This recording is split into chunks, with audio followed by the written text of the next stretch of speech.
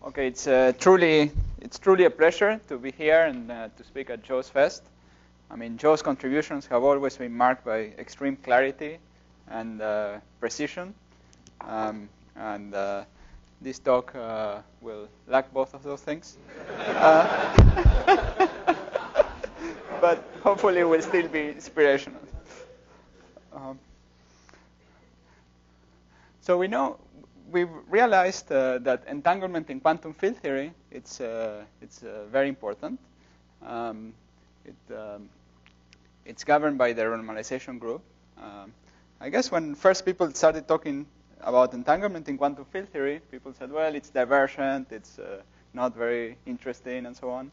But then people found really many applications, as it was divergent as many other things in quantum field theory are divergent, but once you understand things properly, you learn a great deal. And in fact, it's been useful as a tool in quantum field theory to prove the two-dimensional C and F theorems. And in particular for the F theorem, we don't have any other way to prove it. So I remind you, the F theorem is a statement about some quantity in 2 + 1 dimensions, which decreases along the renormalization group flow. And also, it's been useful to prove the Bekenstein bound and the second law for black holes. So the version of the Bekenstein bound that uses entanglement says that the entanglement entropy between some object in the Rindler region relative to the entanglement entropy in the vacuum is equal to the difference in expectation values of the energy. So that's a precise formulation proven by Cassini using entanglement. And then this was used by Wald to prove the second law of black holes. Now, using the gauge gravity duality, we find that there is a very simple formula for computing the entanglement entropy of a region. So the blue line here is the boundary theory. So it's a quantum field theory, the space of a quantum field theory. And then we have a region A in the quantum field theory. And we would like to compute the entanglement entropy between this region and the rest. And using the gauge gravity duality, that is given by an area formula. So the entropy is equal to the area of a minimal surface that ends on the boundary of this region. And this is really a generalization of the Bekenstein-Hawking formula for black hole entropy. And it's been very useful for learning both about entanglement and how geometry encodes it using the gauge gravity duality. So notice that this problem translates the issue of entanglement to a completely geometric question in quantum in the gravity side. Of course, there are many calculations when you use the gravity side. Many calculations are translated into some geometric structure, but this particular calculation, so the particular problem of entanglement, very directly translates into just the geometry itself, and it seems to involve a surface that is not really there. So it's an imaginary surface, the same way that the entropy of black holes deals with a surface that is also purely imaginary. And perhaps the most dramatic example is the eternal ADS black hole, where you take two field theories that are entangled in this thermofield double state, and we think that the interior is connected. And so here there is no direct connection at the level of the Hamiltonian, but nevertheless, due to the entanglement, we think that the geometry ends up connected through the interior. So entanglement is instrumental in determining the geometry of space. Just as contrast, if you think about a pure state, so you had a black hole which is in a pure state. So this is an example where you take an end of the world brane. So you have something like ADS and an end of the world brane, and this end of the world brane is not in equilibrium, so it falls into the black hole horizon. So you hold it here, and then it falls into the black hole horizon, and this is time symmetric. So here it has zero velocity. It falls in, and in this case, the spatial slices don't continue to the other side. There is no second side. It's not entangled with anything else. So the geometry of space reflects the features of entanglement. And we think that even if we had two black holes that are very separated and we were to put them in the thermofield double, we would generate this geometric connection. And so these wormholes are a peculiar feature of So these wormholes are simply the eternal Schwarzschild black hole, slightly modified so that these two slices refer really to the same spatial slice in space. And they are peculiar solutions of general relativity. They don't lead to causality violation. So here, the distance between the point outside the horizon of one black hole and the point outside the horizon of the black hole is very small through the wormhole at some instant of time. That distance then grows, and in such a way that you cannot send a signal from one to the other. So there is no causality violation, and you can send no signals as long as you assume suitable energy conditions. In fact, it's enough to assume the integrated null energy condition to prove that you cannot have causality violation. And all these features are also features of entanglement. And so entanglement here is realized through this geometric construction. And in the same way that entanglement leads to weird correlations, but nevertheless is consistent with no propagation of signals, this geometry also has similar peculiar features, but still with consistency of causality in the ambient space. Now, the reason some of us have thought about this problem is related to Djordje's, the contribution that Djordje was been involved in, the AMS paradox, which is to sharpen, as with his clarity, sharpen the information paradox. So this is based on works by these collaborators and also some previous ideas by Natur. And here the idea is that the black hole, consider a black hole very entangled with radiation. So this is the radiation. And from the radiation, distill the qubit. So the black hole started in some pure state. And so the radiation has to be entangled with some near horizon qubit that will be later emitted into radiation. And so this entanglement is expected from unitarity. And then, on the other hand, when you have the vacuum near a horizon of a black hole, you also have this entanglement. And so you seem to have a triple entanglement, and this doesn't seem to be reasonable. In fact, it's forbidden by quantum mechanics. And one possibility is that there is a firewall at the horizon. Now here I should tell you a story. So I remember coming here to the ITP in '96 and talking about D-branes, black holes, and so on. And I was saying that the D-branes are at the black hole horizon. And Joe very correctly told me, no, D-branes cannot be at the black hole horizon. I mean, they would fall in. You can't have anything at the black hole horizon. But now we learn there is a firewall at the black hole horizon.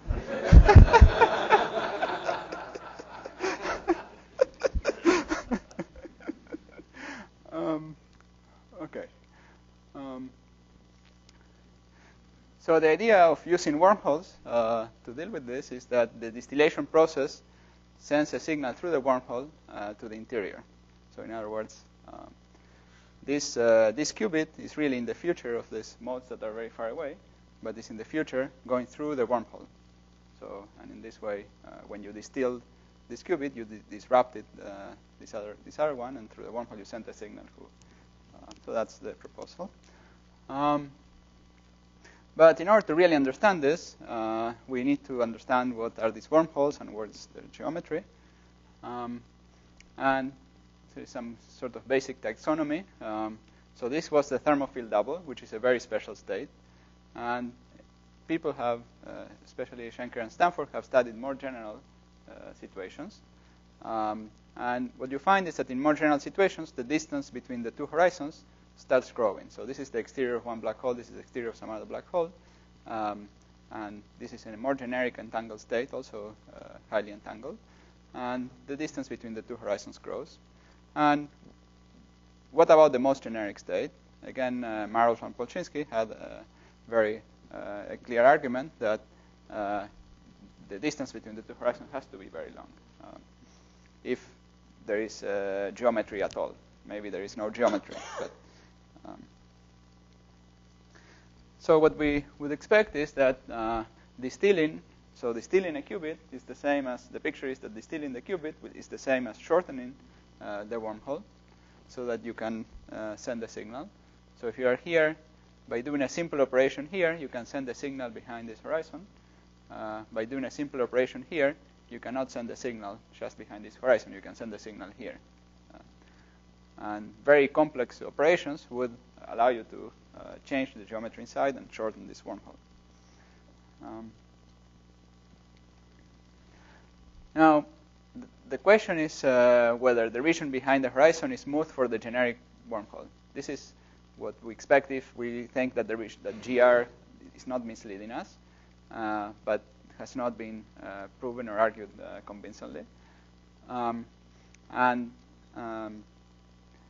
The idea is that the wormhole itself, so this geometry in between, is the construction of the entangled state using simple building blocks, which are the local geometry at in each region. So now in the first few transparencies, and then the next few transparencies, I'm going to discuss some tool from condensed matter physics. So recall that the renormalization group arose first in, a deeper understanding of the renormalization group arose in condensed matter through the work of Wilson and others. And perhaps it's time we look at, it's useful to look at what condensed matter physicists are doing and see, they in fact have come up with an interesting way of representing the wave function of complicated systems, especially systems which are, well, quantum field theories which have local interactions. And they found a formalism called tensor networks to represent these wave functions. It's when they actually do numerical simulations, they say it's a very good way to represent the wave function and an improvement relative to the usual notions of the RG. So it's a better way to represent the RG in the wave function. And it's based on understanding the entanglement pattern of the state. And there is a resemblance between the structure of the tensor networks and the bulk. And this was pointed first by Swingle in the context of ADS. And so let me give you a short introduction. So imagine you have a system of spins. So the spins are plus or minus a half. So spin a half systems. So you have the wave function in the obvious basis. So it's here, each variable here can be plus or minus 1. So you have to give all these numbers, 2 to the L numbers.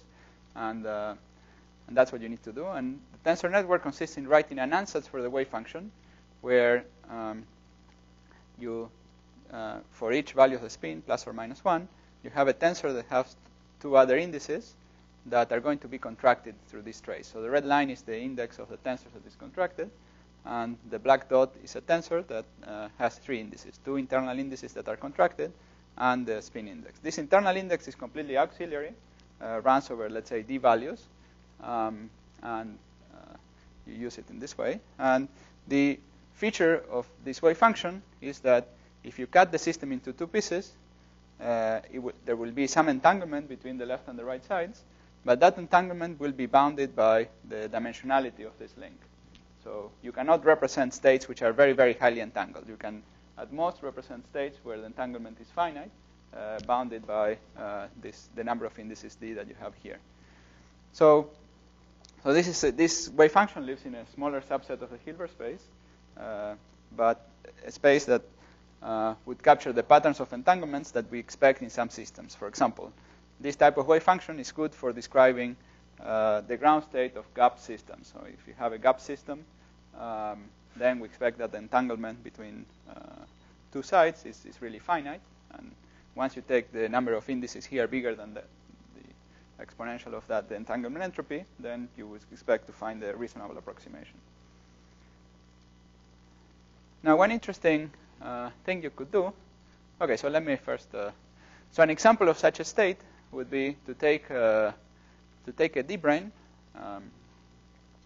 to take, let's say, 1 plus 1 dimensional field theory, and you take a D-brane, and you evolve it in Euclidean space for some time. You take that boundary state, and then you evolve it for some time. Then you create a state that will have short-distance correlations, and short-distance entanglement. In the bulk, this has the interpretation of could be an end-of-the-world brane here, and that's the state at t equal to 0. So that's not the ground state of your system. So, of course, this representation of wave functions can work either for the ground state or for excited states or for whatever. And in this case, we prepared a special state that has a tensor network decomposition, as we saw before, as the initial state of a conformal invariant system. And then we let it evolve. And in the bulk, this will fall into the black hole. And what will happen on the boundary? Or how? So this is a state that is not time independent. And indeed, as time evolves, the entanglement will spread out. The state will become more complicated. And the most complicated it can become is given by the action of the Hamiltonian. So if you, but the Hamiltonian is local, so it can only transfer the entanglement locally. And the structure of the Hamiltonian is roughly like cutting these indices here, and has the structure of, let's say, a transfer matrix, right? So after a time step, you have, you can think of this as the initial indices, and this whole line is the action of a Hamiltonian over some period of time. And now we have here, if we cut here, we have the indices again, and then there's another unit of time, the Hamiltonian acts, and so on. So this is the most complicated state you could generate. The most general pattern of entanglement will be given by something like this. Okay. Now, in some cases, if we had started with the ground state of a Hamiltonian, if this was the ground state of the Hamiltonian, then we could collapse this and just get a state which was completely invariant. It was the same as the initial state. But if it's not the ground state, then it will evolve in this way. And in fact, there is a resemblance between the structure we get here and the nice slices in the black hole interior. So this is just a, you could say it's a coincidence, but it's an interesting coincidence. Interesting similarity. So this structure of these tensor networks not only has a resemblance to the vacuum in ADS, but also in this situation. So the situations with time dependence. Now here we cannot say which slice we really have, whether we have this slice or we have a slice which stays out and then goes into a time-like direction to the future and so on. That we can't tell. However, if we compute the entanglement entropy, let's say by cutting this into two or doing similar things, and we look at the Rüther-Kainagi surface in the interior, we find that the surface really lies on these nice slices. So that suggests that knows something about the interior. So this was the evolution of a particular state. Now, a more generic state, so you can think of this as the ground state, or the in the gravity side, it would be the state you get from. Sorry. So here, this is a space direction, which in this diagram is orthogonal to the blackboard. So I should have explained that. So we're imagining that the boundary is a one-dimensional field theory. Here I'm drawing explicitly the time direction.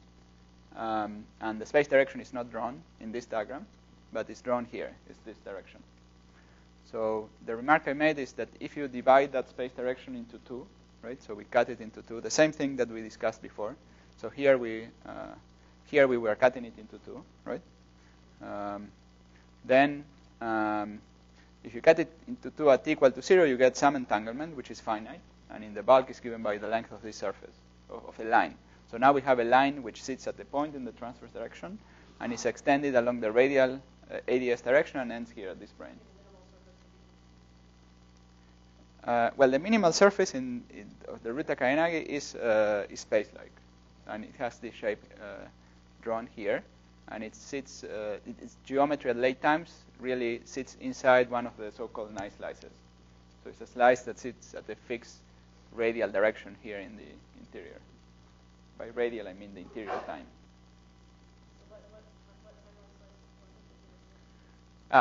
So what I was referring to is the structure of this network, right?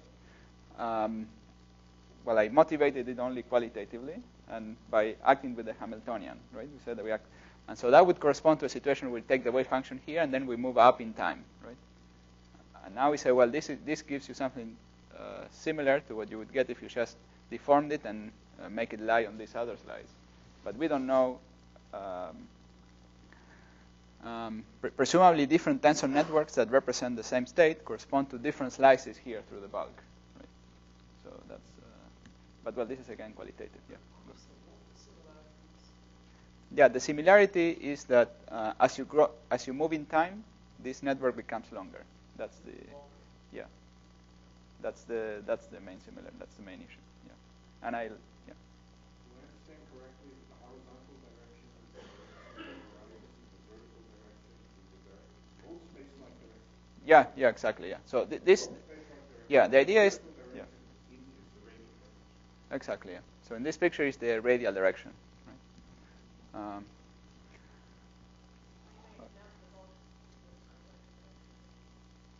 Well, we don't.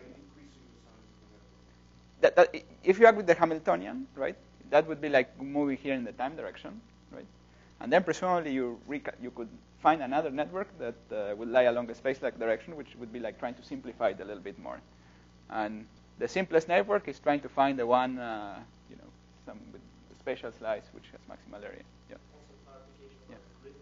That grid, the tensor network is rolling up or to the right. Okay, yeah, maybe. I realize I haven't, I went too fast here. Each point on this grid is a tensor, okay? So you have here a tensor with 3 indices. Here you have a tensor with 4 indices, okay? And then what you are supposed to do is you are supposed to sum each segment is a contraction of indices. So you have a tensor here with 4 indices, another tensor here with 4 indices, and 2 of the indices here are contracted. And in this way, we build a wave function. So all these uncontracted indices are like the spins of the wave function. So that is the construction of the wave function. And so this constructs a more complicated wave function than this one here. Because, yeah. Does the dimensionality of your tensor increase with time, or is that fixed? The idea is that it is fixed, so that these tensors are essentially fixed. And in the bulk, so this slice is all translation invariant along this direction, along the time direction, or approximately translation invariant along the time direction. So we expect all these tensors also to be the same. If that's the case, you can't reach generic polynomial states, like you're stuck in this disentangled set where you vary the long time. I didn't. You said when you apply dimensionality. Yes. Tensor, you can't get. Right. Yeah. So So here, what happens is that if you cut the system into 2, the entanglement between the 2 sides will start growing linearly in time, right? So it is true that we have this type of area law, but the entanglement grows, right? And so the idea is that the growth of entanglement is related to the stretching of this surface, and also the stretching of the surface is this more complex network that we have.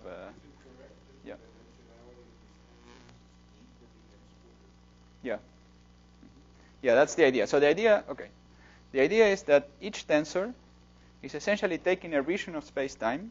So you take a region of a spatial slice, and well, each region will be entangled with the next region, and that entanglement is related to the contraction of these indices, right?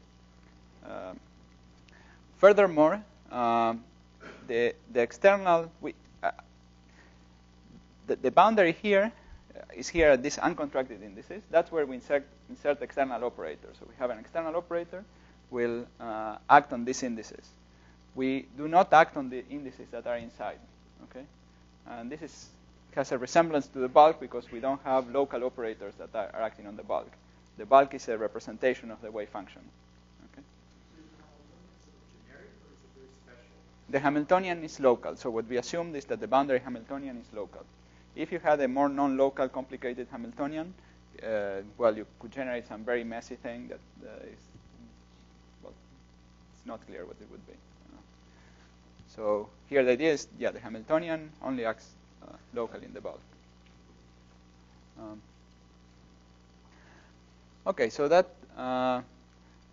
So now we'll do a small variation on that. So that you can think of the discussion we had so far as building the background geometry. So this is some initial state, well defined, and then we evolve it in time. We have this background geometry, and then, but in the bulk we have a whole Hilbert space of states that we can generate, and we can generate other states by making boundary perturbations and sending in perturbations, sending in particles. So we can send in a particle. We can also take some energy out. We can send negative energy pulses and so on in this situation. So in the end of the day, okay.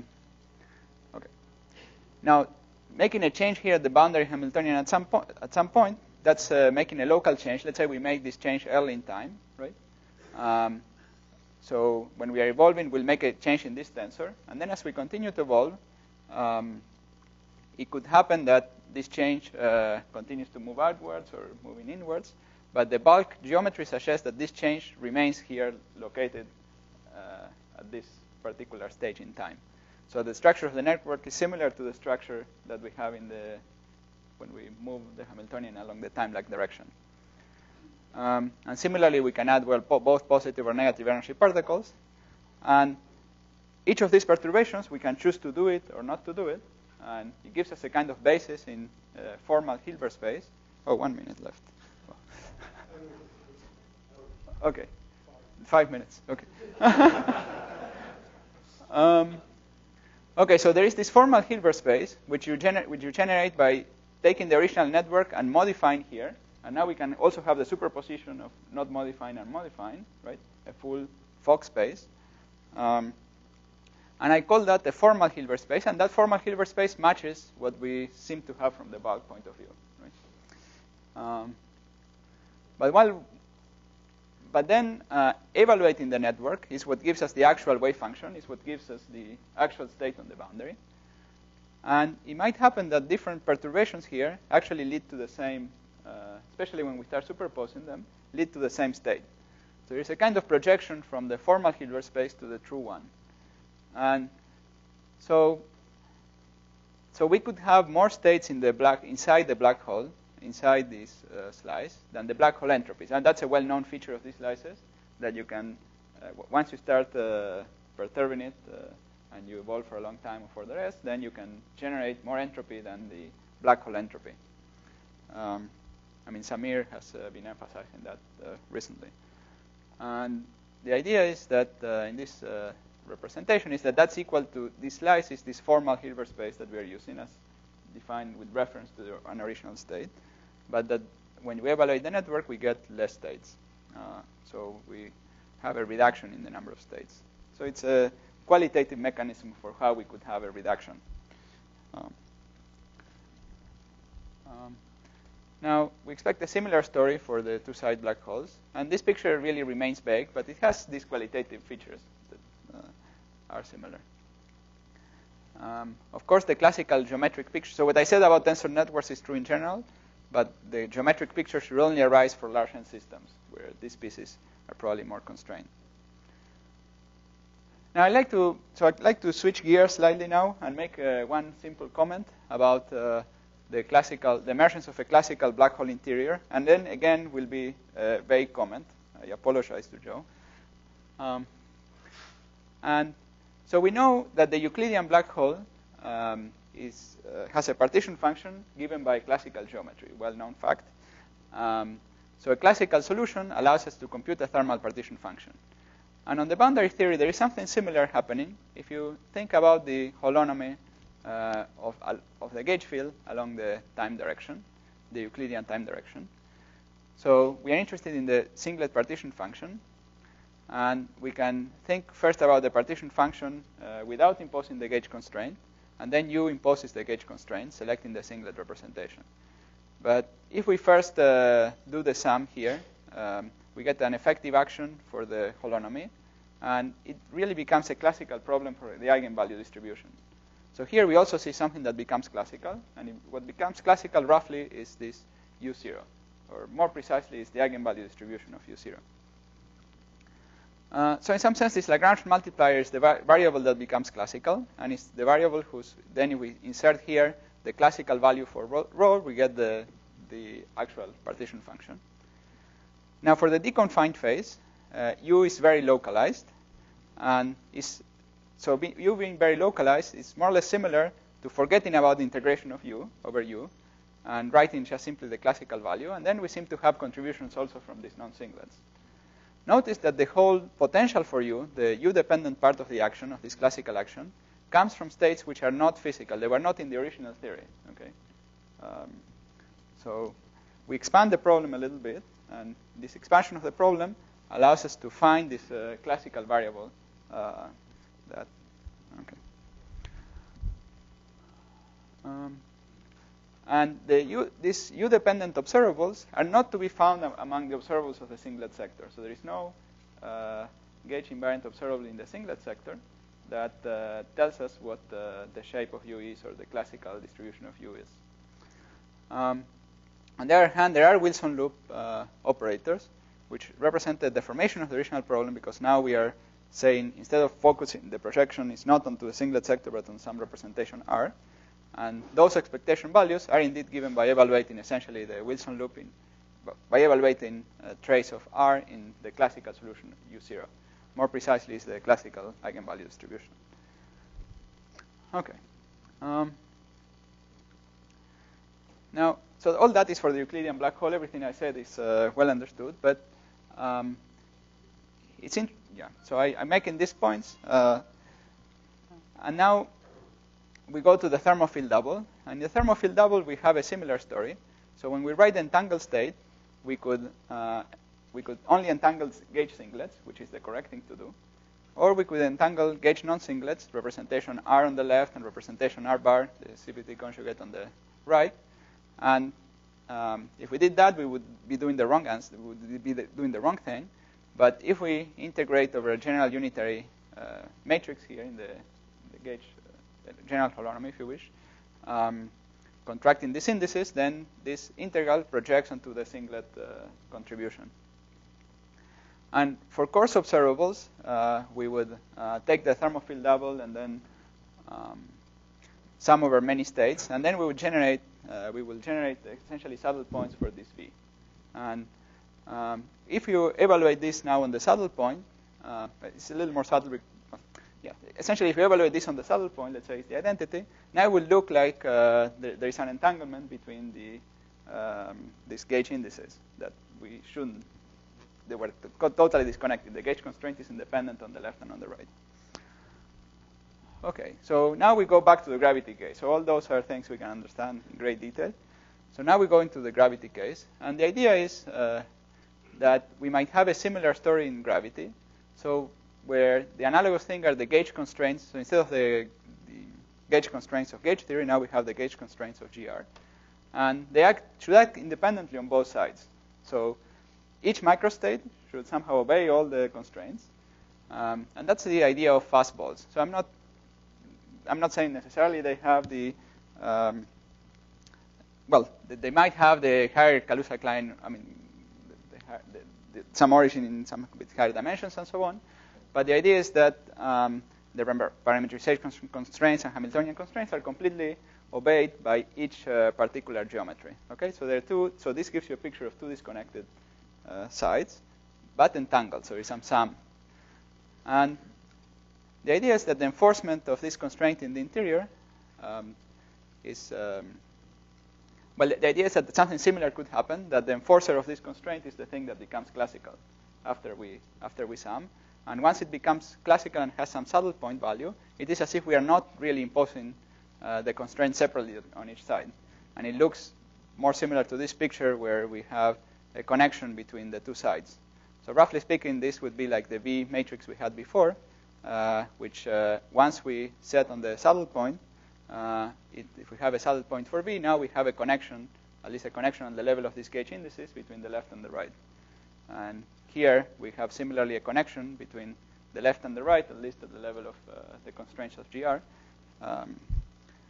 Okay, so that was the vague comment. So the conclusions are that entanglement patterns are an important feature of quantum field theory, and they're encoded in the geometry of space-time. And I think probably Rob Myers will talk in more detail about this. And these geometric connections can arise purely from entanglement, but the presence of horizons will prevent causality violation. So there is an interesting connection between entanglement, horizons, and so on. And this tensor network formalism seems to have features similar to the bulk geometry, including the ability of connecting faraway regions. So if somehow the geometry actually does become like the tensors, then we would have some understanding. Of course, this is a challenge for developing. So all these features are challenges for developing a theory of quantum gravity. And finally, we saw some analogy between holonomy in large N theories and the idea that the interior can be classical. And one thing I forgot to mention is that these observables that act on the holonomy are not to be found in the observables of the original state, but of small deformations of the original state. Perhaps deformations in this case means sending in some extra energy into the black hole and so on. Okay, thank you and happy birthday, Sean.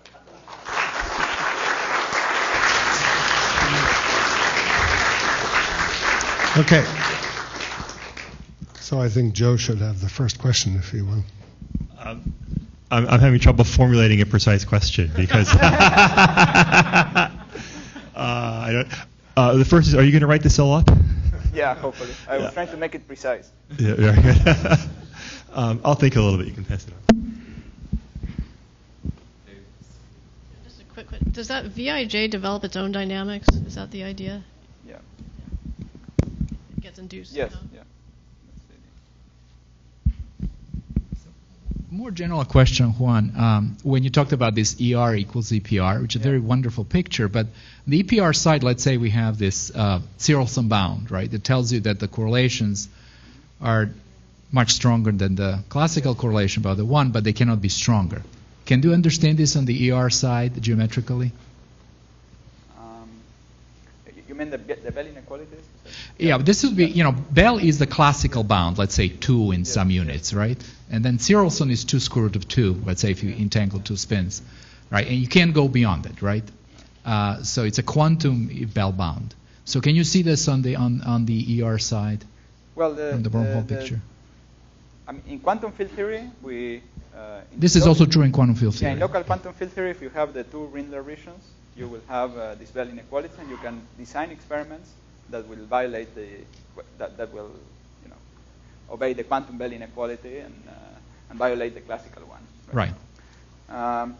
Now, since the bridge that connects the two, especially in the thermofield double, looks locally like Rindler space, you can of course design exactly the same experiments, and they would have similar. But there is no extra insight that you get. No, not that I could see. Because people try to use the Zerolson bound to understand sort of, can you formulate quantum theory in some very simple, let's say, information theoretic way? To have a very clear set of axioms, like in relativity or something, that are intuitive. Yeah, that certainly would be very nice. Yeah. I mean, here we are seeing quantum field theory emerging from this entanglement. I mean, once you understanding the black hole interior and this near horizon geometry is the emergence of local quantum field theory, which is relativistic structure from more general thermodynamics. Yeah. So, can you tell the same story that you told at the end for a single-sided black hole? Just one form from collapse that doesn't have. I mean, is there some way of looking at things that don't satisfy the gravitational constraints and then summing up and getting some classical interior? I think so, but I think so. Juan, do you think there's any limit on how long the Einstein-Rosen bridge can continue to stretch? Well, it's likely that when it gets to distances of order s, it's probably no longer meaningful. There are fluctuations. Say it again. When the distances are of order s, it's likely. Not e to the s. No, not e to the s, probably s. But well, this is again. So we seem to have learned a lesson that observables behind the horizon have to be state dependent in a way which is not familiar. Yeah. I guess this framework is consistent with that because entanglement plays such a key role in defining the space. Yeah, well, the tensor network discussion, you constructed with some tensors, and there might be different tensors constructing the... Is it clear why things would be nicer outside the horizon from this point of view? Not particularly. Yeah.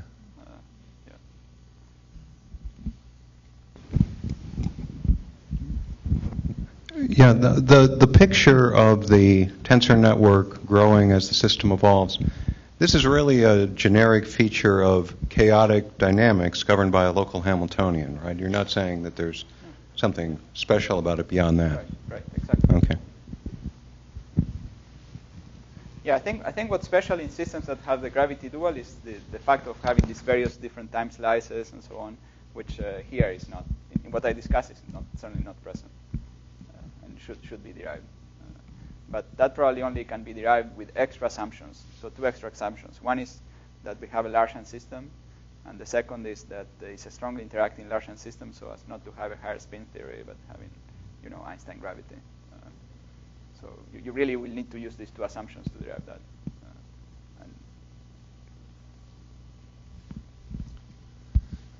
Okay. So let's thank Juan again for a very provoking